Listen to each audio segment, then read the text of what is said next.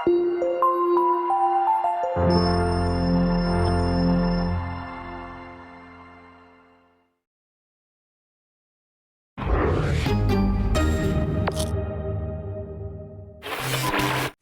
ingat momen epik di akhir Boboiboy Movie 2? Saat itu, kita semua bersorak melihat Boboiboy Supra memberikan serangan pamungkas yang melempar Retaka jauh keluar angkasa. Secara logika musuh sekuat itu seharusnya sudah hancur, berkeping-keping, bersama armornya yang pecah di atmosfer. Tapi, pernahkah kalian berpikir kalau kemenangan itu sebenarnya adalah awal dari masalah yang lebih besar? Mari kita bedah teorinya.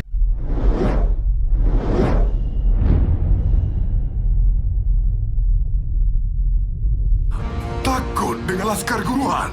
Retaka bukan sekadar pengguna kuasa elemental biasa. Dia adalah pemilik asli dari keenam kuasa elemental selama ratusan tahun. Hubungan Retaka dengan kuasa tersebut bukan lagi soal meminjam kekuatan, tapi kuasanya sudah menyatu dengan jiwanya yang penuh dengan ketamakan dan ambisi. Jadi, saat Boboiboy berhasil merebut kembali kuasa-kuasa tersebut, ada sesuatu yang ikut terbawa masuk ke dalam jam kuasanya. Sisa-sisa kesadaran Retaka. Bukti pertama yang paling nyata muncul saat Boboiboy mencoba mengakses kekuatan elemental tahap ketiga. Ingat adegan saat Boboiboy bertransformasi menjadi Boboiboy Beliung? Atmosfernya berubah total. Biasanya, Boboiboy adalah pahlawan yang tenang dan penuh perhitungan. Tapi, saat menjadi Beliung, dia terlihat liar, agresif, bahkan hampir kehilangan kendali atas dirinya sendiri. Kalau kalian perhatikan secara detail, ada siluet bayangan Retaka yang muncul di sela-sela kilatan kekuatannya. Ini bukan cuma kebetulan.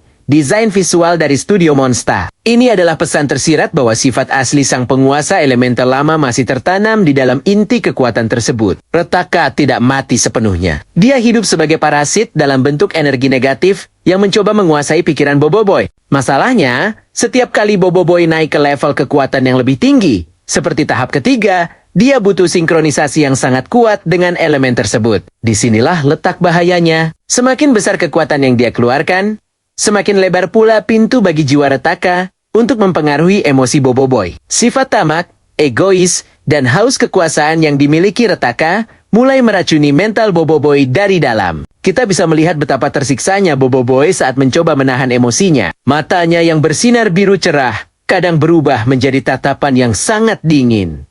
Mirip sekali dengan tatapan mata Retaka saat dia membantai para pelindung galaksi dulu. Hal ini menimbulkan pertanyaan besar.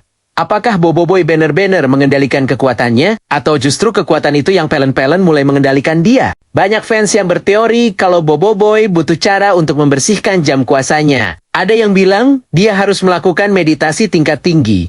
Atau dalam bahasa bercandanya, Boboiboy ini butuh diruqyah secara elemental supaya pengaruh jahat itu hilang. Karena kalau dibiarkan terus-menerus, bukan tidak mungkin suatu saat nanti kita akan melihat sosok Retaka baru yang bangkit menggunakan tubuh Boboiboy sebagai inangnya. Bayangkan, betapa tragisnya jika pahlawan terbesar galaksi kita harus bertarung, melawan dirinya sendiri di dalam pikirannya. Boboiboy tidak hanya harus menghadapi musuh dari luar seperti Juggernaut atau Masu-Masu baru di masa depan, tapi dia juga harus bergelut dengan kegelapan yang dia bawa di pergelangan tangannya sendiri. Jadi, menurut kalian, apakah Boboiboy akan berhasil menjinakkan jiwa Retaka di dalam dirinya? Atau justru suatu saat nanti dia akan benar-benar lepas kendali dan menjadi ancaman baru bagi teman-temannya? Kekuatan besar selalu datang dengan tanggung jawab besar.